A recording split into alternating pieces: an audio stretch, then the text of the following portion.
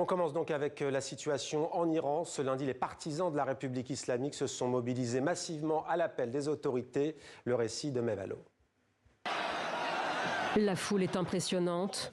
Une démonstration de force diffusée par les télévisions d'État qui montre des dizaines de milliers de personnes rassemblées à Téhéran. Une marche dite de la résistance, organisée également dans plusieurs villes d'Iran ce lundi, à l'appel du gouvernement. L'Iran combat l'ennemi dans la guerre économique, cognitive et psychologique, dans la confrontation militaire avec les États-Unis et le régime sioniste réuni. Et maintenant, dans une guerre contre des terroristes. 3 jours de deuil national ont également été décrétés pour rendre hommage aux membres des forces de sécurité tués, considérés comme des martyrs. La réponse du régime des Mollahs au mouvement de contestation, né initialement contre la vie chère, confisquée selon les autorités par des émeutiers terroristes. À l'heure actuelle, nos forces de sécurité contrôlent totalement toutes les villes du pays.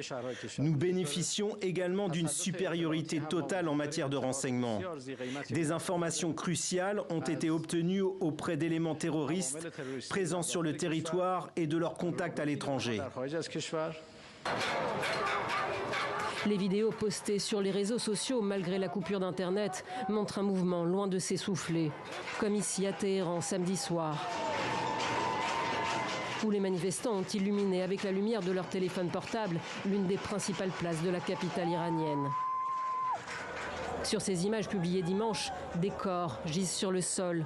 Devant le centre médico-légal de Karizak à Téhéran, des proches sont venus les identifier.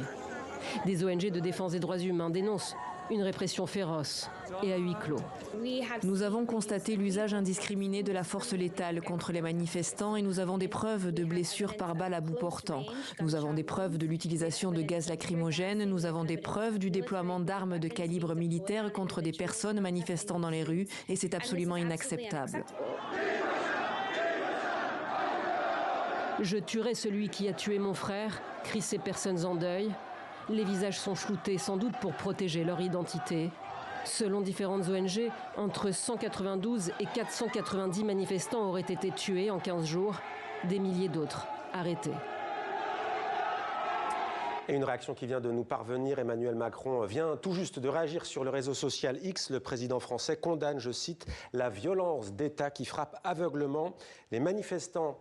Et 16 jours après le début de la contestation, l'ayatollah Khamenei sort de son silence pour s'en prendre à Donald Trump qu'il compare, je cite, au tyran de ce monde. Le guide suprême de la révolution islamique affirme que le président américain sera renversé. Mais dans le même temps, Téhéran se dit prêt à négocier avec Washington. Les précisions de Philippine de Clermont-Tonnerre. Face à la menace du bâton américain, le régime iranien bombe le torse. Nous attendons, nous sommes prêts à vous affronter. Venez voir comme tous vos atouts dans la région seront détruits. Venez voir ce qu'il arrivera aux bases, aux navires et aux forces américaines. Pour autant, Téhéran ne ferme pas la porte au dialogue. Un porte-parole de la diplomatie iranienne indique que le canal de communication est ouvert avec l'envoyé spécial des États-Unis. Des propos faisant écho à ceux, la veille, de Donald Trump. Hier, les dirigeants iraniens ont appelé, ils veulent négocier. Je pense qu'ils en ont assez de se faire cogner par les États-Unis. Une rencontre est en cours de préparation, mais nous pourrions devoir agir à cause de ce qui se passe avant la rencontre. Donald Trump a prévenu qu'il ne resterait pas sans rien faire si la République islamique poursuivait sa répression. Alors, l'Iran a-t-il selon lui franchi la limite ? Il commence, on dirait. L'armée examine la question et nous étudions des options très fortes. Nous allons prendre une décision. L'allié de Washington dans la région est sur le qui-vive. Selon Al Jazeera, le Premier ministre israélien Benjamin Netanyahou va tenir une réunion avec des responsables de la défense sur l'Iran. Les Européens aussi se mobilisent. Ce lundi, Bruxelles déclare interdire l'accès au Parlement au personnel diplomatique iranien, tandis que la Commission européenne annonce qu'elle envisage de nouvelles sanctions contre Téhéran. Quelques heures après, les autorités iraniennes ont convoqué les ambassadeurs ou chargés d'affaires de 4 pays, l'Allemagne, la France, l'Italie et la Grande-Bretagne. Dans un communiqué, la République islamique exige que ces États retirent leurs déclarations soutenant les protestataires. Et à des milliers de kilomètres de l'Iran, un homme cherche à s'imposer, tente de s'imposer comme le visage de cette opposition qui est dans la rue. Alexandre Malesson nous a rejoint pour en parler. Bonsoir Alexandre. Bonsoir, qui est au juste cet homme? Eh bien cet homme s'appelle Reza Pahlavi. Son visage commence à apparaître sur les pancartes des manifestations des derniers jours. Reza Pahlavi, il possède déjà une place particulière dans l'histoire du pays. C'est un Iranien de 65 ans, dont près de 50 passés en exil aux États-Unis. Et surtout, information principale, c'est le fils de l'ancien Shah d'Iran, celui qui a été chassé du pouvoir en 1979 lors de la révolution iranienne, pouvoir dont les mollahs se sont ensuite emparés. Et maintenant qu'on connaît mieux le personnage, que propose-t-il pour l'Iran? Est-ce qu'il prône un retour au régime monarchique de son père? Alors, il ne parle pas explicitement de retour de la monarchie. Pour l'instant, ce qu'il réclame, c'est de prendre la tête d'une transition pour des élections démocratiques, pour ensuite laisser les Iraniens choisir leur régime. Notons tout de même que lorsqu'il prend la parole, c'est souvent devant le drapeau de la monarchie iranienne. Notons également que la plupart de ses fidèles soutiens sont des royalistes. En tout cas, pour l'instant, la priorité, selon lui, c'est de se mobiliser et de faire tomber le régime des mollahs. Écoutez-le. N'abandonnez pas les rues. Mon cœur est avec vous. Je sais que je serai bientôt à vos côtés. Reza Pahlavi qui promet donc de revenir en Iran bientôt, après un demi-siècle en exil. Donc, mais pour l'instant, il se focalise plutôt, Alexandre, sur les réseaux sociaux, sur la communication digitale. Oui, l'extrait que l'on vient de voir, ça vient d'une vidéo postée sur les réseaux sociaux. Et ça, c'est vraiment un point crucial à noter. Reza Pahlavi dispose d'une force de frappe très importante sur Internet. Environ 250 000 abonnés à sa chaîne Telegram, près de 2 millions sur X et plus de 9 millions sur Instagram. Cela fait de Reza Pahlavi un homme aujourd'hui très influent. Et dans la réalité, est-il un candidat sérieux pour prendre les rênes de l'Iran en cas de chute du régime des mollahs? Bon, ça resterait quand même très compliqué. Déjà, Reza Pahlavi n'a pour l'instant pas l'oreille de Donald Trump. Et puis, son passé déplaît à beaucoup d'Iraniens. Il s'est montré proche de l'extrême droite américaine et il s'était aussi rendu en Israël en 2023 pour y rencontrer Benyamin Netanyahou. Il avait d'ailleurs soutenu les frappes israéliennes et américaines sur l'Iran en juin dernier.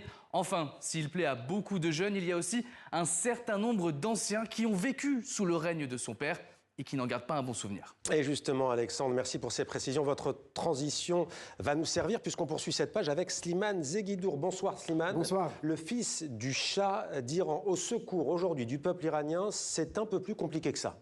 Oui, mais d'abord il faut faire justice à un cliché, une image d'Épinal d'un régime du Shah ouvert et moderniste. Regardons une photo par exemple qui a beaucoup circulé. On voit de jeunes femmes à la plage en Iran et c'était en partie vrai. Mais derrière la carte postale de cet Iran riant et moderniste se cachait en fait une dictature militaire qui est née elle-même d'un coup d'État fomenté par la CIA en 1953 pour ramener d'exil le père de l'actuel prétendant et l'installer au pouvoir.